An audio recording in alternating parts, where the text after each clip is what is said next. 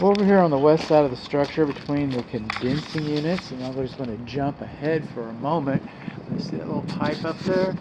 That pipe is for your evaporator coil secondary drain line, and they put it over a window, so when you look out the window and you see water coming down, then you know that you got a problem with your air conditioner, and you call the service technician for that.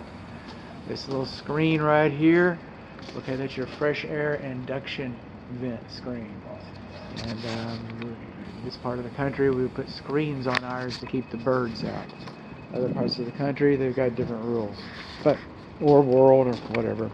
But here we are, like I said, north. So that makes us on the west side of the house. This is our electric meter. Our power is coming below grade, and we've got a slip joint right there, so to allow for movement. There's our grounding rod, and it's lugged, so that's a good thing. We're coming over here is a main disconnect, and we got non-conductive protectors on our connections. These are only required. These are only required on the first two. There will come a day when they're required down here, but that day has not come to pass. So we're good to go. So we got L1 and L2. The only thing that I can say about this box, and I hate saying it, but I'm going to say it anyway, is we do not have any antioxidant paste on our aluminum connections in the service boxes. This does not require it. Alright, the Texas Real Estate Commission requires that I call that a deficiency, and so I will call it a deficiency. But for this type of cable and this application, it's not required. So, everybody's happy. I'm happy. Texas Real Estate Commission's happy. Yay! Coming along inside the garage west wall, past the lawn sprinkler system, between the tankless water heater and this is the main load center. It's actually kind of a sub panel, so that's why we have our neutrals and our grounds separated, but it's our main load center, what some people call the breaker box, call it what you will. Electric service panel, load center. This is handwriting. All right, the National Electrical Code and Eaton both say that this should be printed, not handwritten. It should be durable and printed. Should have been handwritten. Okay, not supposed to have gaps larger than 1/8 of an inch around your cabinet.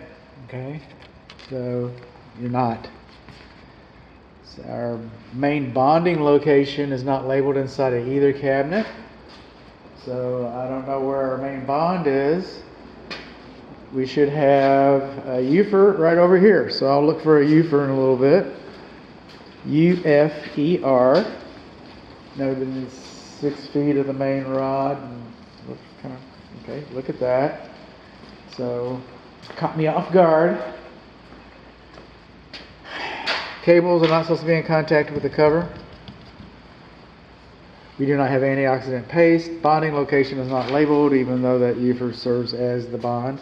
We have, by the way, while we're in electrical, this is an electric vehicle receptacle. It should be GFCI protected. And I think it is furnace, oven, charger, surge protector, charger, yep, GFCI protected. Your oven's not GFCI protected, and your oven does not have a lockout. Bonding location is not labeled. We have debris in the cabinet. We have gaps between the cabinet and the wall. And one other thing that we have here is, see, come on, bud. Get with the program, man. We got dust and debris. We got handwriting. We've got drywall screws holding this cabinet in. Look at the manufacturer's instructions. Some of them say that you got to put lag bolts in. Some of them are just an illustration of a nail, which is not a screw. But drywall screws are very fragile. You don't hang attic ladders with them. You know, you might hang a picture with one, but they're for hanging drywall. They're not for posting this in here. If this house is experience a hurricane or a tornado or something like that, well, you've already got a bad day. Your house is already blown up. But if you don't have, if you've got drywall screws in here, this can pop out like a pimple. That's flipping around all over the floor. And the fire department, the first responders, got to step over the Sparky box to come in and do you some good. And that's why you want to be secured a little better than that. So you got drywall screws holding that in there. Drywall screws, touching, no antioxidant paste. Bonding location not labeled, handwritten. Okay, well, let's get to the action. This is how we test these things. And some GFCIs will test electrically. We won't be able to test AFCIs electrically. And that's the way the manufacturer says to test them. And so that's the way we tested them, and they all worked. So, and I'll reset them.